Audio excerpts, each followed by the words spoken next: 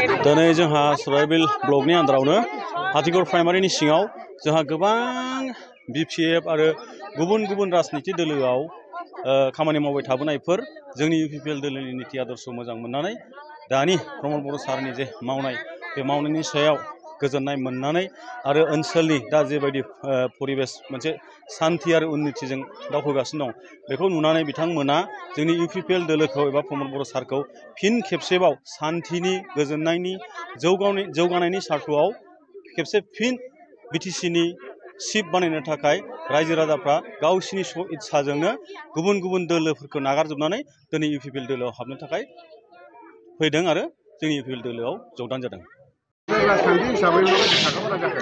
साखाफाराया जोंना जोबोरैनो मोजां जादों। नोंथांमोना नुगासिनो दङ जोंनि UPPL दोलो हिसाबै दिनैबो जुदि इलेक्शना जायोब्ला दिनैबो जोङो खमसे खम 25निफ्राय 30नि गेजेराव जोङो सिट देरहानानै हारसिङैनो सरकार दानो हानाय मोनसे जोंना परिबेसा फैबाय। मानोना नोंथांमोना नुगासिनो दङ मानसिफोरनि गोसो गोरबोआव मानसिफोरनि खुगा खुगा न'खर न'खर प्रमद बर' आरो UPPLनिल' मुं। ओरैनो फेक्टर होननानै बुङोब्ला बिदि बिसेस फेक्टर गैया। मानोना जों एबार सराइबिल ब्लक हिसाबै बा सराइबिल समस्तिखौ जोङो जोबोद गोरलैयैनो जोङो BPFनिफ्राय उद्धार खालामनो हागोन।